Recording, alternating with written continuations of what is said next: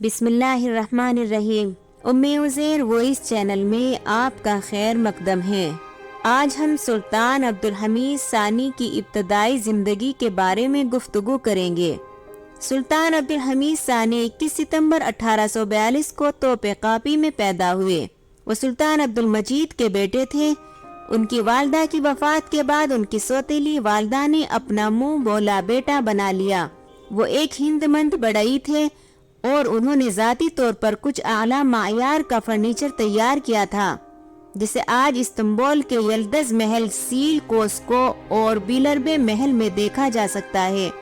عبدالحمید ثانی کو اوپیرا میں بھی دلچسپی تھی اور انہوں نے ذاتی طور پر متعدد اوپیرا کلاسیکیوں کے پہلے ترک ترجمے لکھے۔ انہوں نے مرکز ہمایوں، عثمانی محتران آرکسٹرا جوان کے دادا محمود دوم نے قائم کیا تھا۔ بہت سے دوسرے عثمانی سلطانوں کے برخلاف عبدالحمید دوم نے دور دراز کے ممالک کا دورہ کیا۔ تخت سنبھالنے سے 9 سال قبل وہ اپنے چچا سلطان عبدالعزیز کے ساتھ کئی یورپی دارالحکومتوں اور شہروں کے دورے پر گئے۔ سلطان عبدالحمید 31 اگست 1876 کو اپنے بھائی مراد کے معزول ہونے کے بعد تخت نشین ہوئے۔ آپ کی تخت نشین کی تقریب بھی باقی عثمانی سلطانوں کی طرح حضرت ابو ایوب انصاری کے مزار پر ہوئی، جہاں آپ کو عثمانی تلوار پیش کی گئی۔ زیادہ تر لوگوں کو عبدالحمید ثانی سے آزاد خیال تحریکوں کی حمایت کی توقع تھی، تاہم انہیں سلطنت کے لیے ایک انتہائی مشکل اور نازک دور میں 1876 میں تخت نشین کیا گیا۔ اقتصادی اور سیاسی انتشار، بلقان میں مقامی جنگیں اور 1877-1878 کی روسی عثمانی جنگ نے سلطنت عثمانیہ کے وجود کو خطرہ بنا لیا۔ عبدالحمید نے جنگ سے بہرا یہ مشکل وقت مطلق العنان حکومت کو بحال کرنے کے لیے استعمال کیا۔ عبدالحمید ثانی کو صہیونیت کے بانی تھیوڈور ہرزل نے خط لکھا، جس میں اس نے فلسطین کو یہودیوں کے حوالے کرنے اور اس کے بدلے 150 ملین پاؤنڈ دینے کی آفر کی۔